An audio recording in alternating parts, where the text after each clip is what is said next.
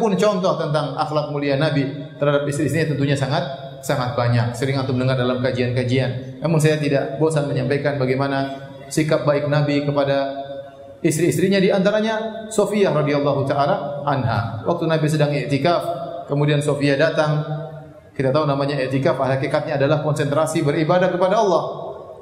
Namun waktu Sofiyah datang, maka Nabi berhentikan dulu kegiatan ibadah beliau dengan Allah Subhanahu wa taala untuk apa? Ngobrol dengan istrinya. Padahal itu di i'tikaf, padahal 10 malam terakhir di Masjid Nabawi. Nabi sisihkan waktu ngobrol dengan istrinya. Bukan cuma sampai di situ. Waktu Sofiyah pulang, Nabi keluar dari masjid untuk antarin istrinya. Padahal kita tahu seorang yang sedang i'tikaf tidak boleh keluar dari masjid kecuali darurat. Kalau tidak maka i'tikafnya batal, keluar tanpa ada alasan. Namun Nabi keluar mengantar Sofiyah sampai ke rumahnya. Ini dalil bahwasanya bagaimana perhatian Nabi kepada Sofiyah radhiyallahu taala anha. Saya sering sampaikan juga, waktu Sofiyah radhiyallahu taala anha ingin naik ke ontanya atau ke tunggangannya, dia tidak mampu langsung naik, maka Nabi menegakkan lututnya agar pahanya diinjak oleh Sofiyah radhiyallahu taala anha. Ya. Maka antum berusaha demikian, ya. Kalau ada istri mau ngambil barang di atas lemari, antum tegakkan lutut antum, ya. Silakan istriku, sayangku, ya. Tapi jangan lama-lama, masalahnya kamu berat, ya. Jangan lama-lama, ya. Tahan napas kuat. Jadi ya, mungkin antum tidak demikian, tapi paling tidak kalau istri mau naik mobil, bukakan pintu. Sudah dia masuk kemudian antum tutup, antum muliakan. Muliakan, dia merasa dimuliakan, ya. Jangan antum naik mobil kemudian, "Bu, itu sayang, itu apa namanya? Gasnya tolong masukin ke bagasi." Gas berat-beratnya. Itu galon air tolong diturunkan, ya. Repot nih. Istri suruh turunin. Harusnya istri masuk, dipersilahkan dalam mobil, antum tutup, dia merasa dimuliakan oleh suaminya. Kemudian kalau antum jalan-jalan kemana, ke mall, ke jalan, gandeng istri antum. Jangan dibiarkan jalan sendiri, ya. Antum gendong, bukan gendong, ya, gandeng. Jangan salah dengar, ya. Kalau gendong berat. Gandeng istri antum, bawa di mall, ya, atau bawa di jalan kemana, gandeng istri antum. Lihat Aisyah radhiyallahu taala anha. Rasulullah SAW waktu manggil Aisyah untuk nonton orang-orang Habasyah bermain-main di Masjid Nabawi. Maka Aisyah meletakkan dagunya di atas pundak Nabi, menempelkan pipinya di pipi Nabi SAW. Nabi berkata, "Hasbuk, sudah cukup wahai Aisyah." Kata Aisyah, "Belum." Kata Nabi, "Hasbuk, berapa lama lagi?" Kata Nabi, "Hasbuk, cukup." Kata Aisyah, "Belum." Aisyah mengatakan, "Saya tidak minat nonton orang-orang Habasyah bermain-main, tapi agar orang-orang tahu bagaimana kedudukanku di sisi Nabi." Aisyah lagi pamer, dia lagi berdampingan dengan siapa? Rasulullah sallallahu alaihi wasallam. Istri juga ingin begitu, ingin tunjukkan kepada kawan-kawannya bahwasanya suaminya sayang kepada dia. Ingin kita megang tangannya, ya bukan cium-ciuman, enggak lah.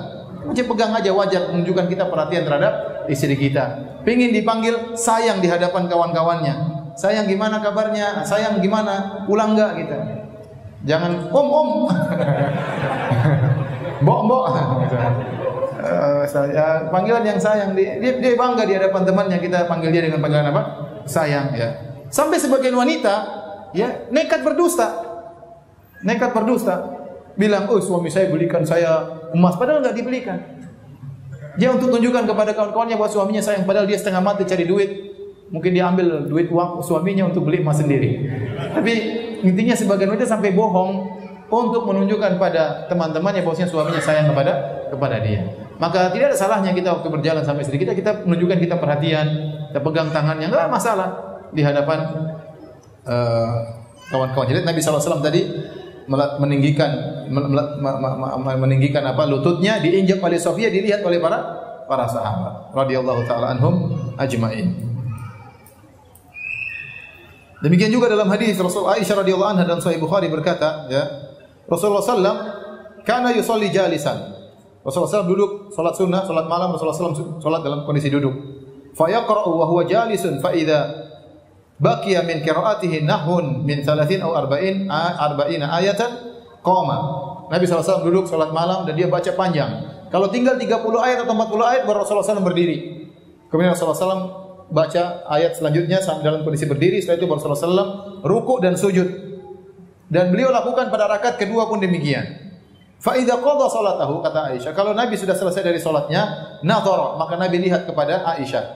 Fa in kuntu yaqdha, kalau saya terjaga, tahaddatsa ma'i. Rasulullah SAW habis salat malam, Aisyah lihat terjaga, Rasulullah SAW ngobrol di waktu sahur. Kan padahal itu waktu untuk apa? Banyak baca doa, istighfar. Tapi Rasulullah SAW sempatkan waktu untuk ngobrol sama istrinya. Ya. Wa in kuntu naimatan ittaja. Kalau ternyata aku tidur maka Rasulullah SAW berbaring. Jadi maksud saya bagaimana Rasulullah SAW ya salat malam pun setelah salat malam lihat kondisi istrinya. Kalau ternyata Aisyah sudah terjaga, dia ngobrol dengan Aisyah radhiyallahu taala anha. Dan hadis-hadis seperti ini tentunya sangat banyak sekali.